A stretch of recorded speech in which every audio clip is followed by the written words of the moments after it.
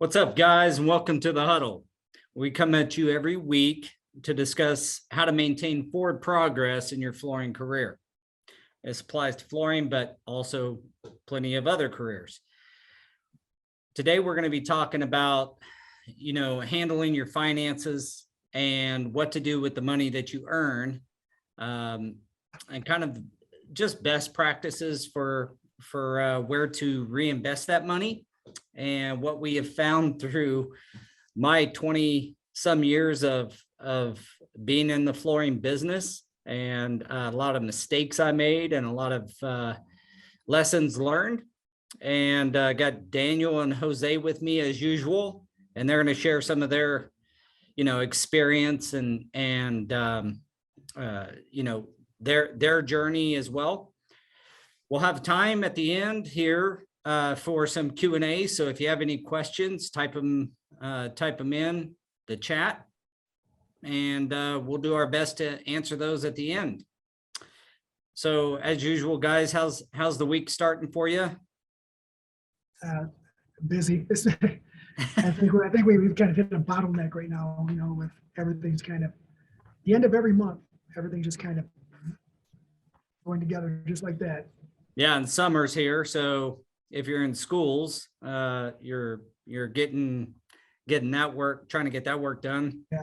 And it's really encouraging. Just a note to everybody that I looked at the architects. We had an event at one of my facilities here in Wichita last week, and talking to some architects, and the reporting they get looks like it kind of echoes what was said at Surfaces this year, which is architectural billings are significantly up all the way through, and look to be staying up all the way through 2023, with all the talk of recessions and the economy and all that for construction people is a big plus. So hopefully that stands true. That being said, gentlemen, handling your finances, I took a few notes and wrote down a few things that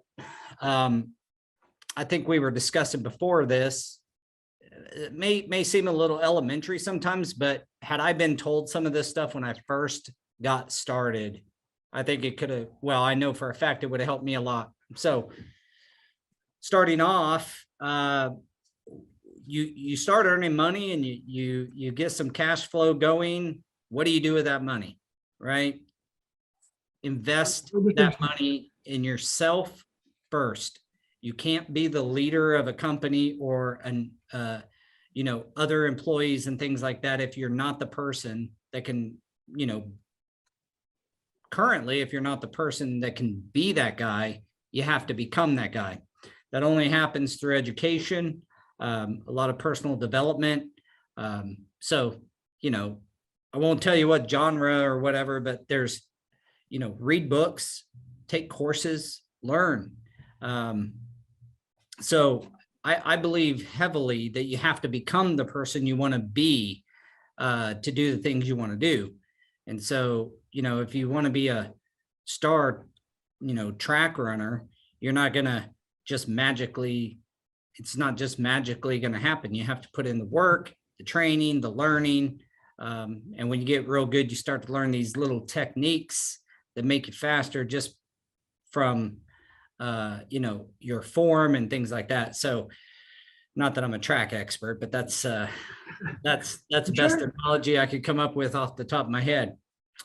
Number two, and you guys could probably speak to this as good as anybody, and probably better than most, is your equipment and tools. How can those items, how do you see those items like benefiting? Why would you say that's so important?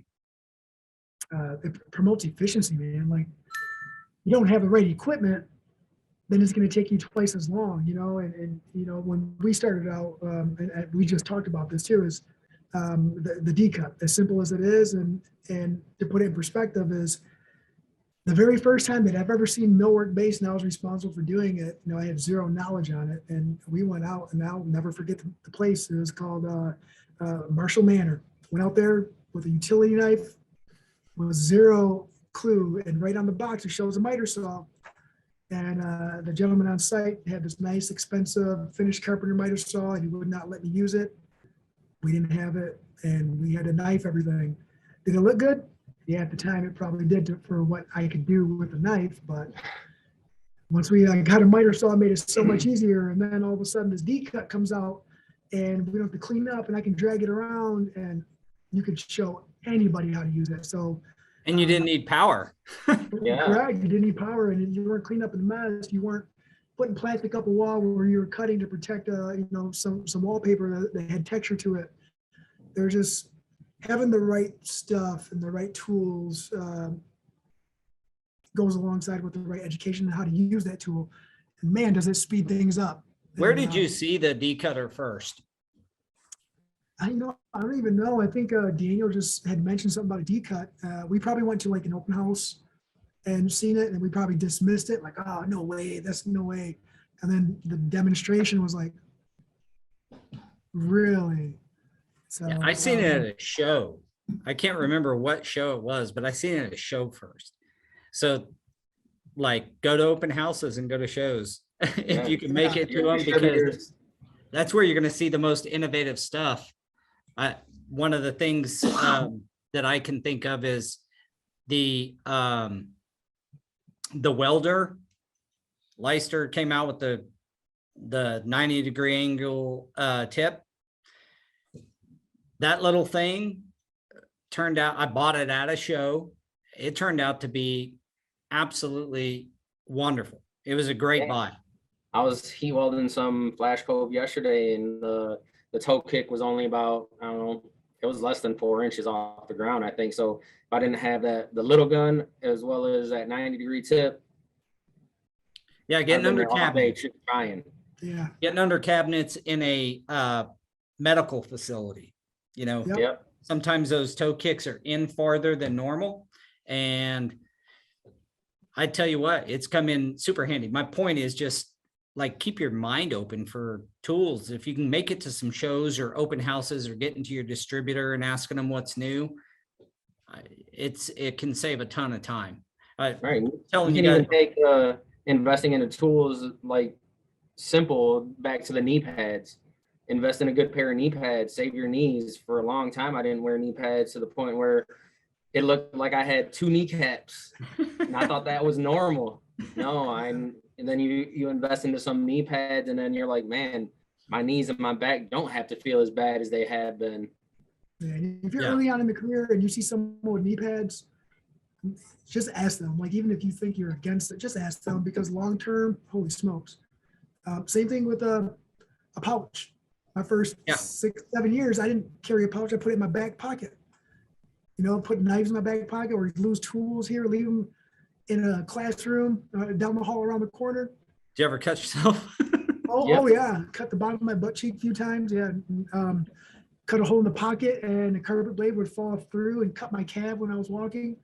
I'm like, oh man, I guess it's time to switch pockets. I wish they had a leather pouch I could stick this thing in. Man, that would have been great, right? How convenient. So I mean, not only will investing in equipment make you faster and more efficient, it will save your butt cheeks. Yes. Apparently. So the next one, and you guys, have invested in your employees. I believe that's up there on the list. Investing from a training's perspective, but at the end of the day, it's caring about them, caring about them, trying to help them succeed, advancement opportunities, and how can you, for us, it's like several years ago, it's been probably 5 years ago, we started offering full health insurance paid by the company for all installers and that work for our company by the hour, that are employee installers, company wide. That we invested in that a half a decade ago or whatever. So investing in your employees, will create loyalty, but also, we want the best life for them that we can, help them to achieve. We can't Yeah, force anybody to achieve, but setting them up for success as best as we know how, and listening, and hopefully having some open dialogue. So your employees, obviously, having good employees that can perform the duties that you need them to do, whether it's install or in the office, an admin, those are good places to put your money as well. it's hard not to, right? Because if you have a bus and you're the driver, but you don't have any wheels, you gotta find the right team to help you maintain that vehicle to get from point A to point B. And if you're not willing to put some kind of investment towards your employees, I highly doubt that they're going to stick around for you. And on the other hand, individuals, entrepreneurs, gentlemen working for themselves and maybe making a transition from self-employed to employee, there is a difference, right? Like when we made the transition, it was a different mindset. We were still thinking like we were self-employed, and we're treating the whole thing like we were self-employed. But once we started transitioning, started thinking more employee classification, and then everything else that came along with it. It started opening up our eyes to a couple of different avenues that we weren't taking. But we did have the luxury of working with a company who did classify us as employees, and they did have benefits, and can't say that we have original ideas, but it was great to be able to work with a company like that to give us some ideas. You could take away the things you do like from situations like that and apply it. What was your what did you guys, when you first started out on your own, you had helper or a couple helpers or whatever, what did investing in your employees at that time look like? What was that? You're a new guy, your new company, you're going out, you got an installation business, you're going to start subbing through shops, maybe, grabbing some work direct. What did it look like for you guys to invest in employees at that time? I think it was more of a thank me in my check type mentality. Hey, thanks, man, for doing a great job. Really? Thank me in my check. You know what I mean? So it was more just adding additional funds to their check or early on, it was a lot of giving them rides too, picking them up from their houses and stuff like that. You take what you can get. So it was working with them to help them be successful in one way or another, whether it's getting them to the job or which I'm sure everybody on this call, both us and anyone watching that's in flooring, can probably relate to going and waking up an installer to get them in the truck and get them in the job. So hopefully, that climate changes a little bit. My hope is that the installation community starts to really take some steps forward here to get themselves trained to utilize the tools at their disposal to get trained and start caring about your career, not just about getting a check at the end of the week. A check is great. That's how we prove that we have given somebody value, is the money. But really the goal has to be something a little different, maybe bigger, which is being the best that you can be at whatever you chose to be in. I mean, the fact is, if you're in flooring, you chose it. I know a lot of us believe that flooring sucks. That's debatable, man. A lot of the people that we've met along our journey are in the trade. They would say by accident, right? The flooring chose us, but those guys have been in it for a lot longer than we have, and they made some good decisions early on. And I can't say that we're not taking advice from them, because anytime we're sitting there learning, even from you, we take advice from you as well, because you've already been through it. You've been through something we haven't, and me as well. It's nice to be able to. So we've got yourself, your tools and equipment. your employees, I put savings next. Like at some point you have to start socking a little away. You got to start putting a little bit of money away. There's other way, I'm no, financial advisor, but I can tell you saving, close to 10% of your money each week can come in real handy during a market downturn or a few weeks of a job canceling on you or whatever. So, for your own well-being as well as your families, I honestly believe savings is a piece that nobody really likes to save money. I mean, we really enjoy spending money, but how much do we like to save money? I know that can be a struggle, but if you can make it automatic 10% out of your check, whatever you earn go into savings, or somewhere around there, that's been a good practice. I didn't honestly start doing that until probably, it's kind of almost sad to say, probably 10 years ago. I was probably 32 or 35 before I really started putting back any significant amount of savings. I didn't have anybody tell me how important it was. I could have, when I was making $600 a week, I could have put $60 a week away. And, but I didn't really understand the importance of it. So if you on this call don't understand the importance of it, I'm just telling you, it can change your life. You can really,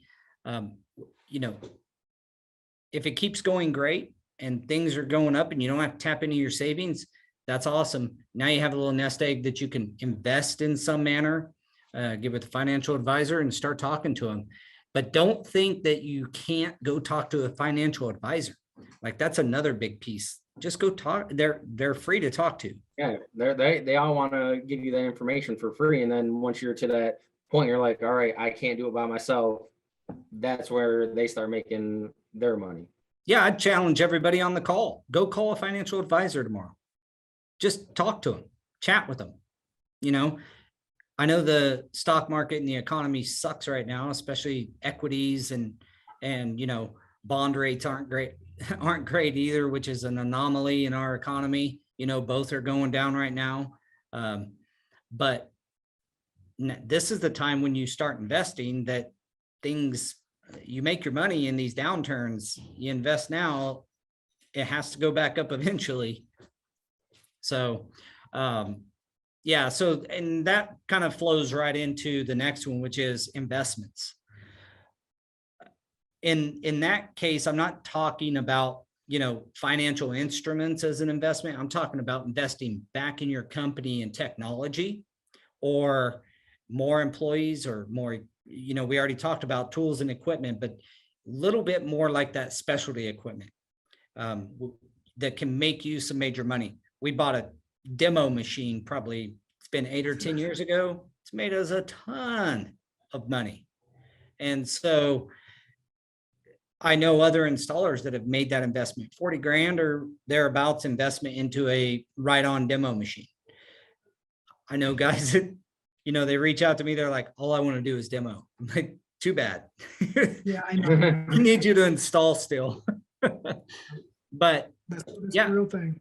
Yeah, but what I mean is you guys invested your time and effort into technology to make your communication better. That's what Go Carerra is all about, is a piece of technology that can help you run your company and your installation labor better and keep better track and make sure you have the right talent on the right job. But there's plenty of other software out there, from different accounting systems to project management systems. We use a product called Structure, which is an accounting project management software. Also, we use Slack for inter-office communications to help keep our email inboxes just for clients and things like that. So we're not emailing each other back and forth. I think there's 30 some employees in our company right now. All those emails back and forth. It's, we use Slack to keep our inbox clean. You guys use, I believe, Microsoft Teams for a lot of stuff like that too. I mean, that had to be an investment in time and effort to put that together. It's It was. ongoing. Yeah, it's It's constantly ongoing. evolving, just Yeah. like, anything in business. If it's not evolving, that means you're doing something wrong, right? Well, you're not pushing the envelope much if Yeah. in that case, but yeah, I agree. Well, that's where the progression here is. You start off as an installer, you start with tools, you start with, and then your first employees, and now you're investing in technologies that'll help your company grow. Maybe you got an office manager or somebody, an assistant of some sort that's helping you, and you need communications pieces. So just keep your mind open. The real thing here is one of our core values at Stuart and Associates is to stay innovative, that we want to be on the forefront of technology and things that are going to make our company and our employees more productive. That's a constant search. There's always new stuff coming out. There's always new things to do. It's a constant search to find the items that match what your need is. And, I encourage everybody to, stay on the forefront, keep your mind open for different things that can make you better. Right. And it's a mindset switch too, right? Because when we started, it was always, well, I can't afford this. I can't afford to classify these guys as employees. I can't afford this piece of software. And then, we can't afford this demo machine. And then it gets to a point where you're like, I can't afford not to do this. Yeah. It's funny. Yeah. I can't afford it. I remember, I'm going to go way back when we started and we were excited, but when we bought our first welder, heat welder, like that was expensive to us. I think we spent just over $4,000 or something, right around $4,000. And we didn't really have anything. We didn't have any employees yet. And I remember we bought it because I was like, if we don't have it, I can't go after that work. Like I can't get the work and then say, now we need this because now we got to wait because I need to get these tools. And it was like, put it in your pocket, put it in your toolbox, and then say, yes, we can do that. But we bought it, and the first thing that we went and did was a 3-foot repair seam over at a hospital. It was a saddle in the doorway. Both of us went. We both went. We were excited. Let's check it out. Let's Huge profits. Yeah. But it's just, it's nerve-wracking, man. It is, man. And you don't see the light at the end of the tunnel until you start getting that vehicle in motion again, right? So that's the idea that's why it's an investment, right? That's the idea of investing, is delaying your gratification for that, whatever you're investing in. So that's whether it's money or a tool. A lot of people buy something just like you that it maybe not pay for itself next week. Now, I got a great story about my demo machine. I did pay for it in 1 week by landing a big job. I remember it like it was yesterday. I was on vacation in the Bahamas and I called my rep and I'm like, I need that machine delivered tomorrow. So I was in the situation you're talking about avoiding, and I had to pay extra. It was a nightmare, but we did get the job done. It went really, really well. And that one job paid for that machine. So there's opportunities out there to keep your mind open for that stuff too, if you're willing to invest that money. In fact, our batteries just went out on that machine, cost $6,000 for new batteries. Oh no. Yeah. But I'll tell you this, we are lost without that piece of equipment. We have guys. We use it so much. To tear it by hand. We have you should tear this up by hand. I'm like, 4-inch strips or 4-inch scraper or 2-inch strips. No way. I would quit. Yeah, we know. Yes, you would. Yeah, and that's why we have 2 of them now too, is if one goes down, we still got that backup. Yeah, I need to get another. You guys are ahead of me on that. It's crazy. Like just taking I need the plan B. The job sites sometimes, just the amount of work that can be done. Yeah. Well, and you do, that kind of goes back to some previous huddles we've had. It does add to your professionalism. You pull that sucker up in a trailer and you pull that thing off. People are like, these guys know what they're doing. Or you got 10 guys with clamp pullers and, spud hose trying to tear stuff up. Or we used to call them idiot sticks that weighted, spades that you'd use to Oh. tear up VCT back in the day. Well, so last I have, I put it last because it's the one that I think probably turns people off the most, but it really probably should be number one, and that's taxes.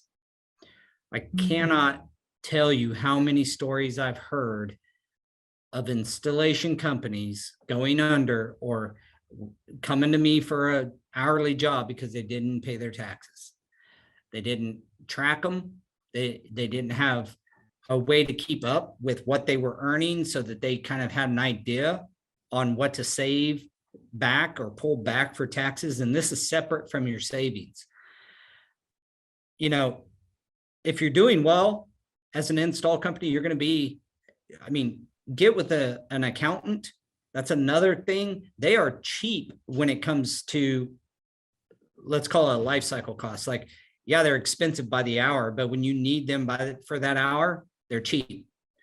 So get yourself set up correctly and make sure you're pulling, you know, you have your accountant helping you understand how much you need to keep back on taxes and make your you know, your quarterly payments or whatever.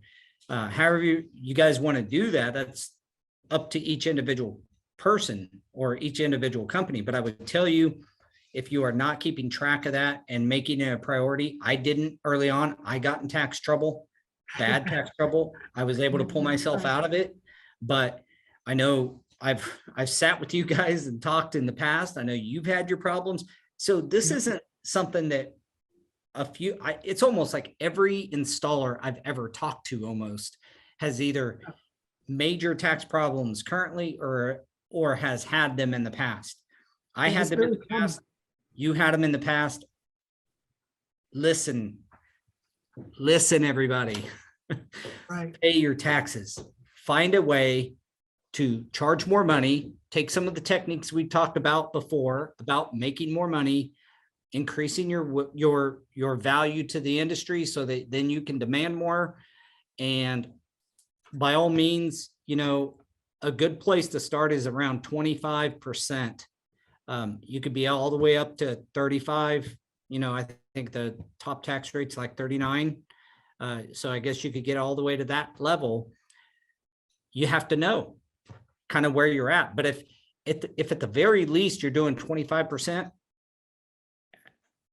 get with your accountant, make sure you got your deductions, you're taking advantage of all the tax code that's there for you to take advantage of. And then after that, maybe you're less than 25, but at the end of the day, if it ends up at 30 or 35, you're almost there. You don't have this huge tax bill. Right. So this goes back to the whole software thing too, because you can keep track of that stuff for your account to actually let you know this is how much you should be keeping, you know, back. Because if you just got a shoebox full of receipts that you turn in at the end of the year, you're not. yeah. He Well, can give you a number, but is it accurate? Who knows? The shoebox full of receipts. That was me. And that's a benefit of working, you know, for example, in Go Carerra is you have reporting on the backside of that at least allows you to understand. It's not an accounting system, but it at least allows you to understand what you've billed and what you've been paid, and you can track that in the payments account, everything. So at the very least, you know what your revenue is. And, you know, in the future, we're going to give some ability to track expenses. So a very low level type of accounting. But if you're just you or two guys and a helper or something, it will suffice and really help you keep track of where you're at. As you get more sophisticated and you need to have a full-on accounting system like QuickBooks or something. I know a lot of companies use QuickBooks. I believe you guys do, don't you? We use QuickBooks, yep. Yeah, and that's come a long way. So yeah, you're right, Daniel, 100%. Like you're going to have to invest in technology to be able to, you know, accurately track where you're at, both from an expense, deductions, all that kind of stuff, all your shoebox full of receipts. If I could go back in time, and do it all over again from day one, even if it was just me and Daniel starting out, we should definitely just have that just in case, because you don't want to wait till you need it, then learn how to use it, right? You want to make sure that you understand the inner workings of it. So that way, as you grow, your knowledge grows with it, and you're able to make those adjustments. It's even if you're a sole proprietor, one individual, like, make it easy on yourself, man. That's a super easy investment. Yeah, I mean, that's what an investment is putting something into something before you need it a lot of times. Or you can Not just spend all that necessarily time- like I did the demo machine. Or you can spend all that time at the beginning of every year trying to get everything together, and 2 weeks into trying to consolidate all your paperwork and your receipts, when you could have spent 2 weeks finding more work, or 2 weeks working on a project. You'll save yourself a lot of headache. That it's definitely worth it. Yeah. Yeah. So, I mean, that's the 6 biggest items I have on my list. And you guys had a lot of the same stuff, it sounds like. I think that one really important thing to understand is don't spend all the money that you make. There's plenty of places to invest it that'll make you more successful long term, help your image, help you earn more money, be more efficient. All these things are really important when you're running a company. And the last thing I'll say is that there's so many installer companies out there, installation companies, that do not operate as companies, that do not even view themselves as a company.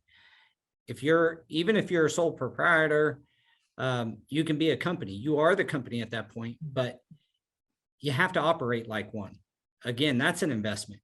If it's just you and you plan on growing your installation business to 40 guys and being a super sub for, medical facilities or whatever your goal is, you have to start operating as such. Don't wait until you have to do it to do it. Do it ahead of time. We did. Yeah. Like we did. Don't do what we did. We're trying to help. We're trying to tell you guys the stuff we did wrong. So, well, let me, what's your guys's, you guys got anything else to say before we open it up for questions? No, all I was going to say was you learn more by other people's mistakes and your mistakes than you do by all your successes. So, it doesn't happen overnight, and it doesn't happen on accident. People don't see the failures behind the success. They just see the success. So just know that's one thing that I like to say is you got to stop saying that I can't afford it, and you got to start changing your mindset and saying I can't afford not to do something, because it's like you said, it's an investment, and it's just going to grow from wherever you're at now. Yep. Yeah, it's an interesting dichotomy on what to do with money, because money is like fire if it's in your pocket. So if you don't get it reinvested to make more of it, you end up not having any. I've watched it for too many times. So my hope is that any install companies out there that are listening, that you make sure you're operating as a company, that you are reaching out to accountants and getting your deductions and take advantage of being a company. There's a lot of stuff out there that you can learn. It's just a matter of investing that time and effort. So let's move on to some questions. See what we got here.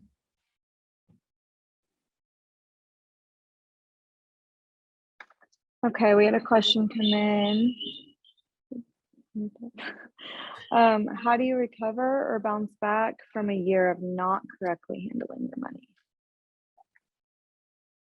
It's hard. Yeah. It's hard to bounce back. What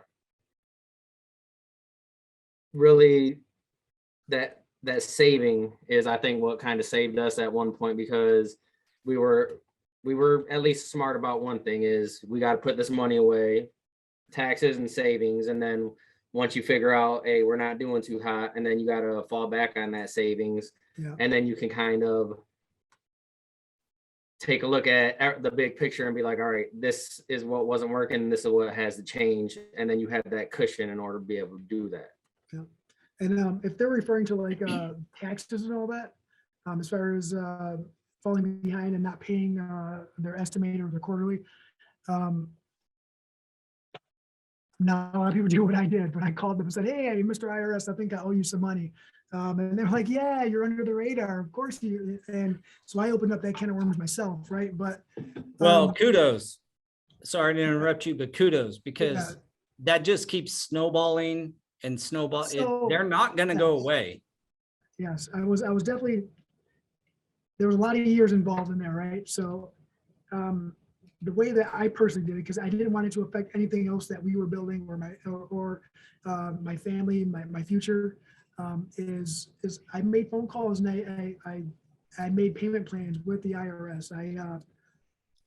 I basically put myself out there, you know, vulnerability, right? Humility. I said, hey, I've made some mistakes. I'd like to correct them, but I can't afford to correct them right now today.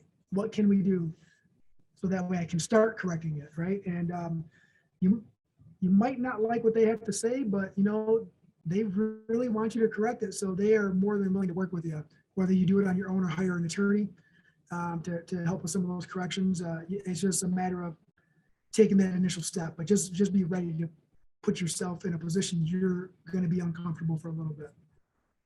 Yeah. Just to add to that, don't run. Don't avoid. They'll find you. Face it head on. They will find you. Face it head on and make a payment plan.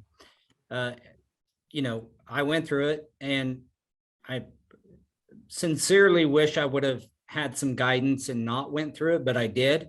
And it's about making a payment plan, and then you make a little chunk of money on a good job and you pay the sucker down, and you know, you just chip away at it. The real key is to not run and face it. And Jose just gave you a great example of that. Call them. Like, you know, if you haven't paid your taxes. Yeah, I'm not saying you know how much to pay, but you know, if you haven't filed in 3 years or something, like, go ahead and call them. I know a guy that, even though he did do that, you know, it was a bit of a struggle. But he's faced up to it and went ahead at it, and he's about there, or he is there. So those are that's from a tax standpoint. If you have a rough year, like, I'm assuming that question was about taxes. But you know, if you have a rough year where you're not really, you know, making money, it's time to back up, assess, and address the problem. Right. I encourage people to be warriors there. Like, sometimes it gets tough. You got to get up early and stay late sometimes to make things happen and make the money that you need to make to be a profitable business. And sometimes you just got to strap up the boots and get after it. And we're in the age right now to where there's groups out there, and reach out to someone, ask a question. Everyone is more than willing to give information. We've all been through something. So Yeah. just post in a group, hey, this is what I'm going through. And then, like myself, there's been plenty of times where, you know, because sometimes you go in these groups and people just want to BS with comments that don't matter. Yeah. So I'll just reach out through a message and talk to them that way. That way they know it's like, I don't want to deal with everything that's going on, but I just want to let you know this is what's going on. This is what we did, stuff like that. Yep. And it might not be relatable to anybody, right? Because, you know, the direction that we went, and we might have taken the long way around compared to some people who might have been able to find a way to streamline some results. But, you know, that was the only way for us at the time. It was our only path at that time. And once we started the path, it would have taken us longer to veer back to start another one. So we just pushed forward. Well, the key sounds like is just that. You pushed forward towards resolution. So Yeah. see what other questions we have here. Okay, there's another question asking, what would be the first step or resource that can be used to get ahead of them for their financial responsibilities? To get ahead for their financial responsibilities? Yeah, what would be their first step or their first resource that they can use?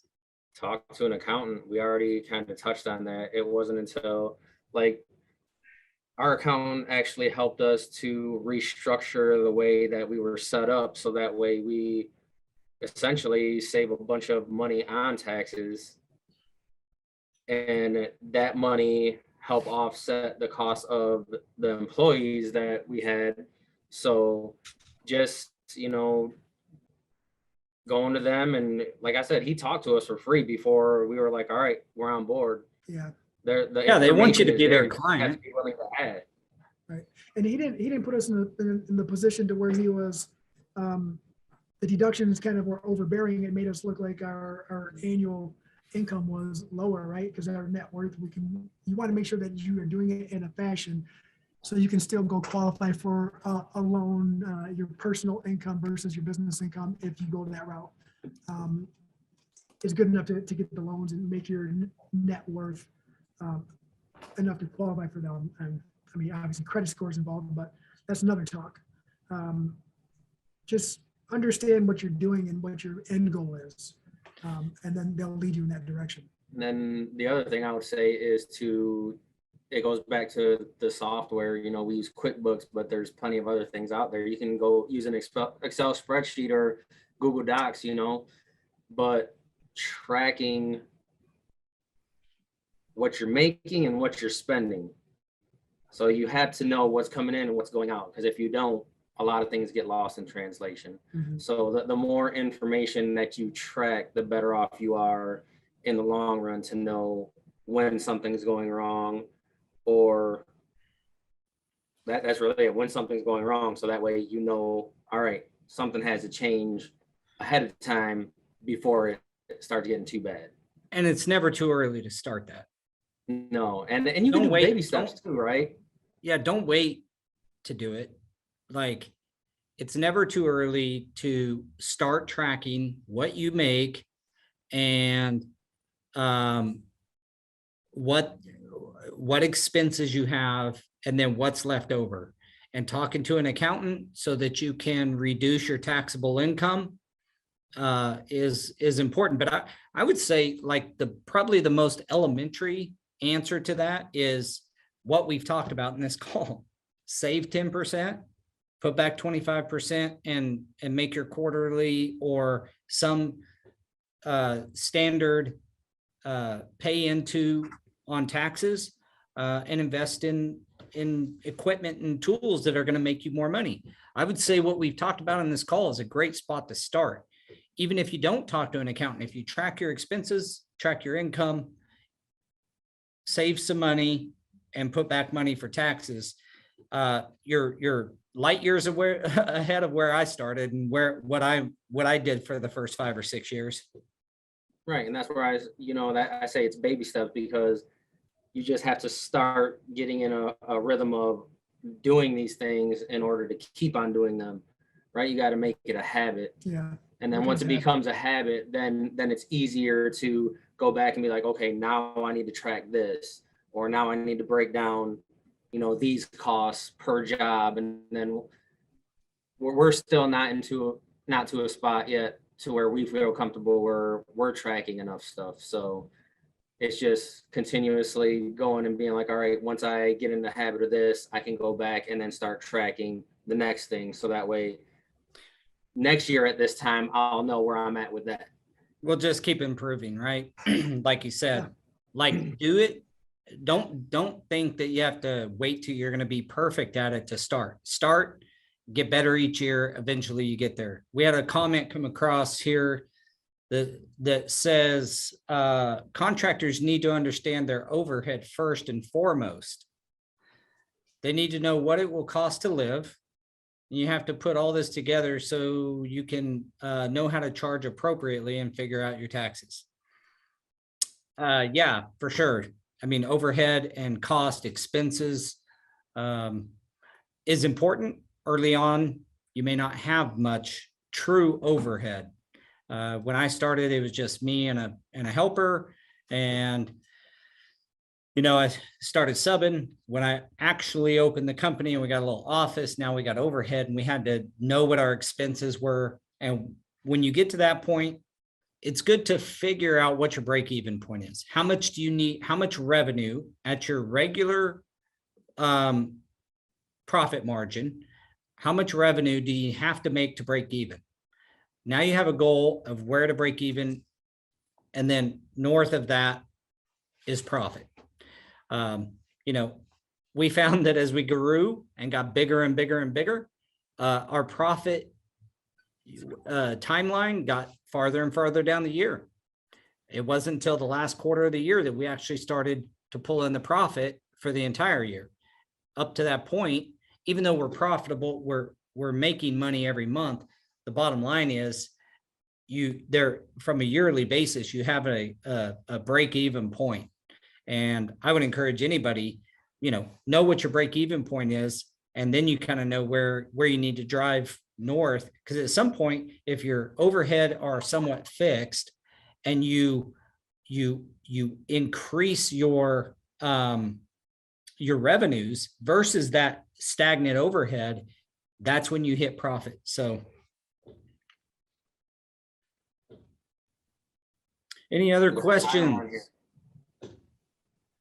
Oh, we got Kyle raising his hand. Go, Kyle. Well, that was my comment. So I can't turn my video on. If you want to turn my video on, I can you can see my face. But awesome. No one needs to see your face. No one needs to see it. Hey, I don't disagree, sir. So what I was going to say is, you were talking about early on, you didn't have a lot of overhead, and I slightly disagree with that, and I think it's overlooked. Okay, so when I'm talking about overhead, your truck is your overhead, your tools are your overhead, your trailer's your overhead, the employee is overhead. Like, there's way more expenses than what people are looking at, in my opinion, especially if you do have an employee. Right now, you're adding in workman's comp, matching taxes, you have your general liability, you have any other insurances for your truck. I put insurance on my trailer, I've got insurance on my tools. So all this stuff starts adding up, and it's more. Like, I think a lot of guys look at it and they're like, okay, well, I need to make $75,000 a year, and that breaks down to X amount of dollars per day. Well, that's great, except you forgot about the taxes and everything else. I want to be able to buy a new $30,000 used truck every 5 years. So that's built into my overhead. I'm not paying for that out of my $75,000. That would be foolish, right? Because it's the business, it's the business's truck. So it needs to pay for the $30,000 truck every 5 years. I have my tools on a 5-year replacement plan. If I take care of them, can they last longer than that? Sure. But we have to know what it costs, and then that money's there. So if I'm not replacing, how'd you go again? How did you go about that? I completely agree. Okay. How did you go about assessing that early on, when you had a van and some tools, or a truck and some tools, and you figured your replacement costs for tooling and things like that, which is very much a overhead item that typically comes a little later, but certainly the vehicle and the tools and such, that's pretty cool idea to put together a expense, so to speak, for tool replacement. Yeah. How'd you go about that? So I'll be honest that I came up with it maybe like a year ago, and it was just, I have a knack for numbers. Like, early on, I was asked by somebody that I was in a BNI group with, and they were like, what's your like break even point for a day? And I was like, it's like $500. They're like, well, how do you know? And I was like, I know. And so I went and sat down with my bookkeeper, and it turns out it was $500, but that was breaking dead even. Like, taxes were covered, expenses were covered, everything. And so as I got better and I started charging more, I really started looking at it, and I kept seeing people, what do I charge? What do I charge? Right. In all these different groups. And so I developed a spreadsheet, and I was just like, okay, folks, I need help. Like, what are the expenses that it costs you to run your business? Like, start throwing everything in the kitchen sink at me. And I put together a comprehensive list on a spreadsheet, and I figured out if it was an immediate expense, then that comes out as a business expense that year. If it's something like your tools or your truck, and you're having to save that money up year over year, then there's a column in it that you can mark it as taxable because you're going to pay taxes on that money sitting there. And so it takes into account, 20, 30 things. And if you have things that you need to add, you can add them in. If you have a shop space, you can put that cost in. If you have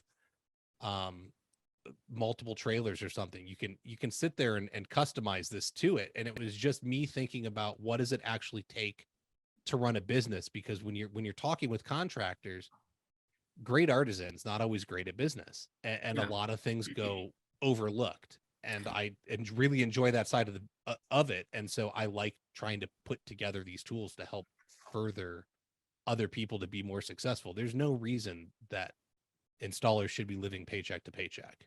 None. There's no excuse in my mind whatsoever. And this Let- is a tool to push them forward. Let me caveat to that is to say that, as we've talked in this discussion, that it's never too early to start.